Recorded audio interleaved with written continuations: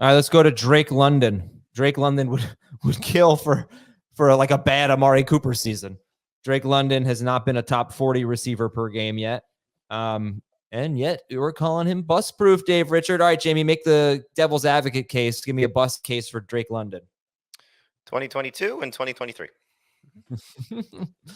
No. Yeah, and I will say my bust case for him is Michael Pittman in 2022, where Pittman was going at the 2-3 turn, according to Fantasy Football Calculator. And he finished as wide receiver 21 per game in full PPR. He had 99 catches, but he just didn't do a lot. Didn't really do anything with those catches. And I like London. This is a fake bust case, but he hasn't been great. Like comparing these two receivers? I do. Yeah, because they're not guys who have done a lot with their targets. So you can't just say, oh, well, they're going to be getting a lot of targets because they may not make them count. I believe in London, but my argument would be he's been a terrible yak guy, and just because we think he's going to get a lot of targets, it doesn't mean he's going to turn them into fantasy points. Yeah, I mean the counter to that, while supporting your argument, would be what Garrett Wilson has done, because he's had bad quarterback play, has gotten the targets, has done stuff with them at times. Okay. And Drake London has not, despite similar bad quarterback play. Now, I would argue that Garrett Wilson's quarterback play has been better, which isn't saying very much, but that kind of should make you a little bit concerned about Drake London. And I think I'm probably the most excited about London. I know I have him as a mid-round 2 pick, and I'm expecting him to take a big step forward. So he's become a round 2 pick for me by default, because I have a hard time finding wide receivers that I really love taking when you get to the back end of round 2. He's in that mix for sure. This is a stat that I think I've talked about before on the show, but I wanted to bring it up again. And this is what makes me encouraged to draft Drake London. And it has everything to do with Kirk Cousins. In his history with wide receivers, the track record, whenever he's had at least 7 targets to a wide receiver, that's a low number. And it's in an offense that's going to be very similar to what Atlanta runs this year.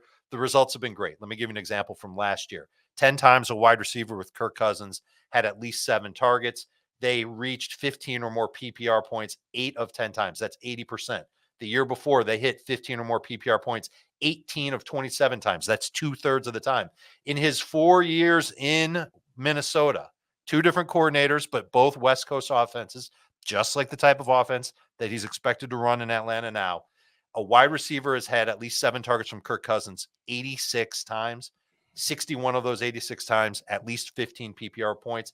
53 of 86 times, at least 18 PPR points. I think there will be numbers there. I know London isn't Justin Jefferson. I know he's not Stephon Diggs, but I still think he can get enough volume, because it might not be 7. It could be 8 targets per game to be the top guy in Atlanta. I don't think anybody's going to be shocked by that.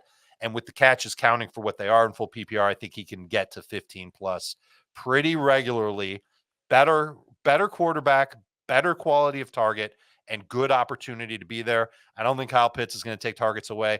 I don't think Washington was the receiver that you brought up, Adam. I don't think he or Darnell Mooney will take big target volume away. And Bijan might end up being second on the team in targets. It might not even be Pitts, but I think London will be number 1. It makes me feel good about taking him and believing that he will have a safe fantasy floor, which he's never had before. It's not just the quarterback. It's also the coordinator. I mean, Zach Robinson was on the same staff that helped develop Cooper Kupp, and obviously helped Puka Nacua have a breakout rookie season. And don't forget about what DeMarcus Robinson even did, so he's been on a staff that's helped develop, some great wide receiver production. And so now's the time for Drake London to go out and prove it. So I still feel like he's got a bigger bust case than being bust proof, but I love the setup for him to be a breakout 30 receiver. Mm-hmm. I love the call on him having a high floor, because even if you look at Pittman, Pittman had a bad season, like really bad in terms of yards per catch, yards per target, that 2022 season.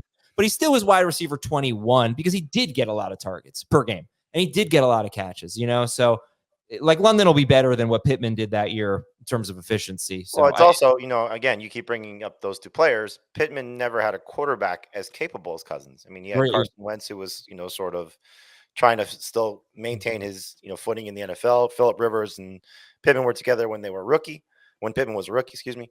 And then, Gardner Minshew, I don't think is the type of player to necessarily elevate what Michael Pittman can do. He helped him, but I don't think he elevates him. But I don't know. We are if maybe the best bust case for London is 36-year-old quarterback coming off a torn Achilles. Yes. So we'll see.